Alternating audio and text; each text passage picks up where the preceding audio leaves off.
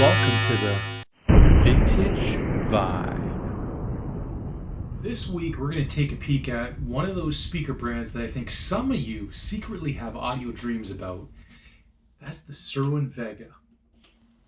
The Vega AT-15, well, it's kind of like the older brother of the D9, but with a certain kind of nervous, I don't know, twitch or something. And I'm not trying to be coy about it. I mean, these are 90-pound behemoths, and there's certain things about them that I think are better than the D9, but then there's certain things about them that you just look at them and you say, hey, that ain't quite right. So today we're going to take a peek in depth at the AT-15s. We're going to talk a little bit about the specs. We're going to talk a little bit about what to expect if you buy a pair of these, how much you could expect to pay for these things, how do they sound, and whether or not they deserve a place in your vintage audio collection. Stick around. We're going to have a lot of fun. Be right back. The specs, well, they're pretty decent looking. I mean, we're talking earth-shattering bass of 28 hertz with a 400 watt power handling capacity. Speakers, are the traditional Cerwin Vega arrangement. They're big box speakers. I mean, we're talking a huge 15-inch woofer, two 5-inch mid-range drivers, but in this case, Vega's gone away with the traditional horn, which we still see in most of their speakers today, and instead used a dome-style tweeter. Wow, I mean, that's a little bit of a departure. And they managed to squeak out still ear-bleeding 102 dB per watt per 1 meter, which I think is probably uh, identical to the D9. And the differences on paper are subtle. We're talking 1 dB of sensitivity, 1 hertz in the bottom end, but 8 kilohertz in the top end, which should be significant enough to notice a difference. Or will we?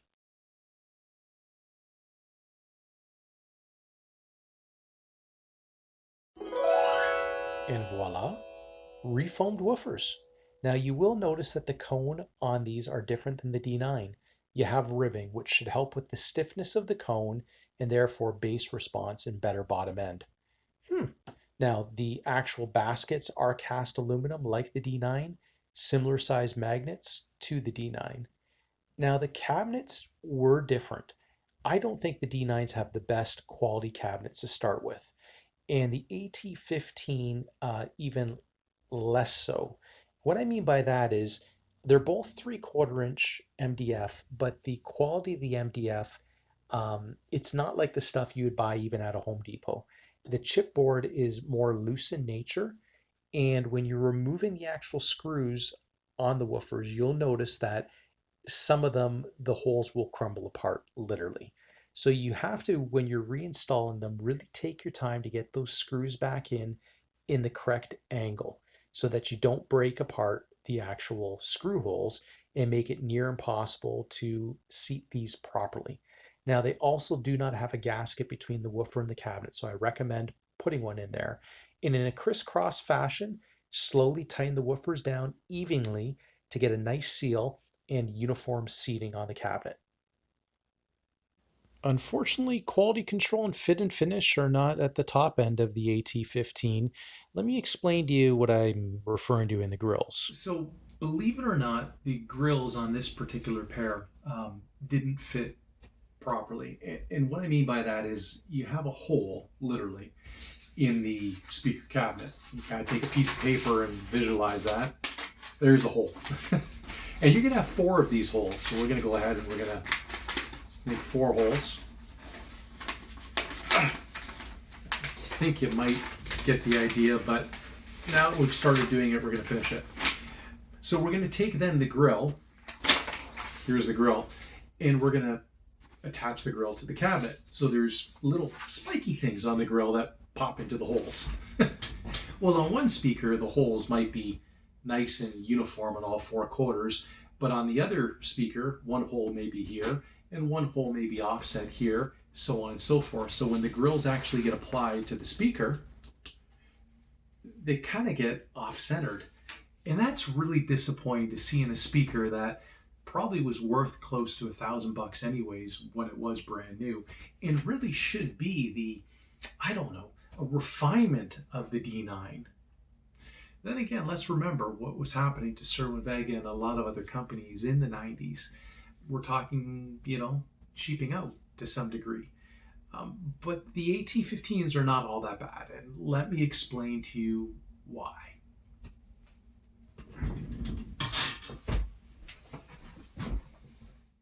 I think the AT-15 has a more refined high end as well as mid range frequency, all because of improved mid range drivers and a dome style tweeter. In fact, I think this tweeter and mid range combo help take away some of the shoutiness or the harshness that most people associate with the D9 speakers. And that makes for a pair of speakers, if you keep your eyes closed and don't look, they're smoother sounding. And I do mean if you close your eyes, because if you've had a pair of AT-15s, you know what I mean. Particularly if you've had a pair of D9s previously, because they're just not on the same level with the construction.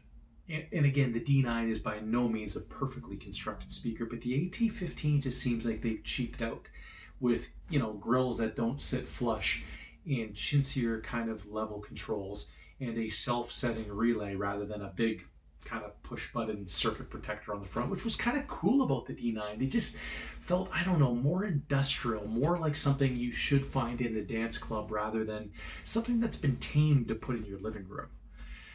Probably the only thing, I mean, aside from, I'll debatably say, better quality tweeter, certainly. Actually, I don't even think that's debatable. I think that's a 100% reality. The horn tweeters in the D9 were not of anything to be desired for, and I do believe a better quality mid-range driver. Now, the Woofer, it's debatable. Okay, the D9 had some pretty thunderous bass, and the AT-15 does too, but I would say it's maybe a little bit tighter sounding. That might be because of that ribbing on the woofer. So, what was I saying? Oh, I remember. The thing that stood out of the AT-15 is the speaker binding posts. That's pretty bad when you get excited about the speaker binding post, but you know what I mean if you've got a pair of speaker cables that you too enjoy. Let's take a look at those. And there you have it, a self-setting fuse. But higher quality binding posts, without a doubt, for nice banana terminals, which you just didn't get with the D9, which kind of sucked. So that's a plus. So, most importantly, how's the AT-15 sound? And should you buy a pair of AT-15s? I do ultimately prefer the sound of the AT-15 over the D9. Now, I did try it with a few different receivers as well as integrated amplifiers, and although the D9 I think is a better built speaker and probably has a little bit deeper bass, despite what the specs say on paper, the AT-15s I think are tighter sounding. I think the mid range is smoother, and certainly the high frequency does not have that same shoutiness of the Cerwin Vega D9s. So, for those reasons, I actually prefer the sound, but still, I cannot deny the fact that there's something that just feels cheap and maybe almost wrong about having them because they don't kind of live up to the hype. I know we said that before, but it's kind of cooler showing your friend a pair of D9s versus the AT-15s. That is the reality. However, if you've kind of had a couple pair of D9 and you've, for whatever reason, sold them because eventually your ear grew tired of them, if that was you, then maybe the AT-15 is something you should try if you get the itch again to buy a D9. So, what can you expect to pay for a pair of these? I've seen them really in a low at about 6 to 650 for just average condition speakers. A really nice pair will set you back probably about $800 Canadian in 2022. I sold mine for about 1,000. They were really quite pristine. So expect that if you do find a pair. Expect that you're going to replace the woofer surrounds because, like all Cerwin Vegas, they basically rot. That is just part of the allure of having Cerwin Vegas, is that at some point you will have rotted speaker surrounds. I don't know if that's something to be proud about, but that just seems to be the case. But it's cool, that one moment where you're just pushing that bass and little pieces of red foam go flying across the room when you're driving that Cerwin Vega with just some mammoth power amplifier. If that's ever been you, you know what I mean. So, do they deserve a place in your vintage audio collection? I say yeah. If you like big sound and you want a fun setup, particularly if it's maybe in the rec room or something where you like to crank it loud, you've got some people over, the AT-15 will live up to the Cerwin Vega hype, but they will give you the ability to sometimes just sit back and enjoy the music a little bit more for what it's worth, because they are easier on the ears.